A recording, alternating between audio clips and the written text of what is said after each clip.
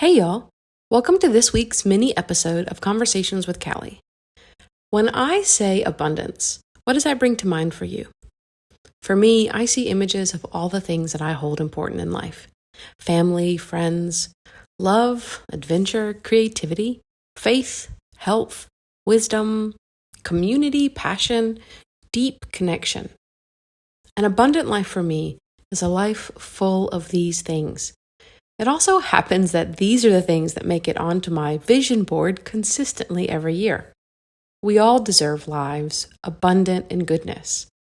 Imagine a life full of puppies or baby giggles or salted caramel ice cream.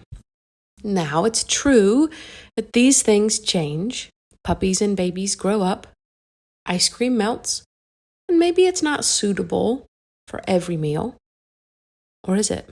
Maybe that's the topic of my next convo. Either way, the point is abundance isn't permanent.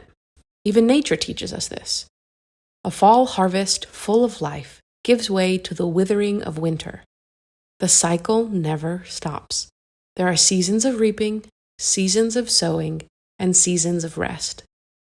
But the more I look out into the world, the more I see people getting stuck in one season of the cycle. I fall victim to this all the time. I forget that things are supposed to ebb and flow naturally. One of the things I'm really trying to work on is surrendering to the natural process of things. When I feel stuck, I feel scared. It's interesting, in working with my therapist, I've started to peel back the layers to reach some childhood wounds. And feeling scared has always led me to hiding away.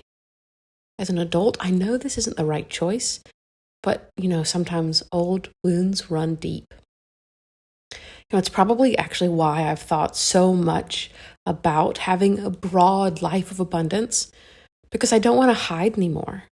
I don't want to limit myself or play small just because I'm scared. Something I've started doing recently is switching my what ifs to even ifs.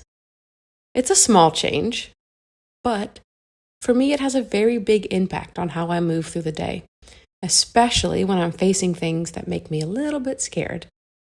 This change helps me think from a position of strength, which in turn helps my brain shift from a mindset of scarcity to one of abundance. It says, to hell with fear and insecurities. What if I misunderstood? Even if I misunderstood, I will express my truth. What if my book is rejected? Even if my book is rejected, I'll write it anyway. What if I'm alone? Even if I'm alone, I will live a life of love and adventure. What if I get hurt? Even if I get hurt, I know this is worth the risk. Even ifs are an invitation to bravery, to wisdom, to abundance. Even if say, I will not be held back by the obstacles in my way. I will live a life full of the things I want.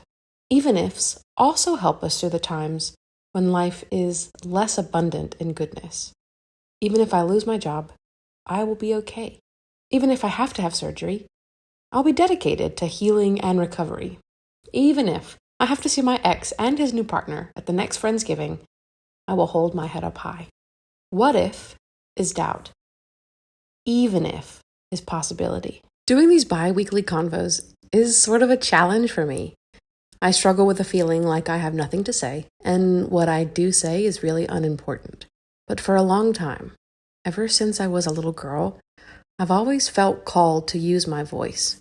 So even if my parents are the only ones who listen to these each week, I will enjoy the experience and how it pushes me outside of my comfort zone.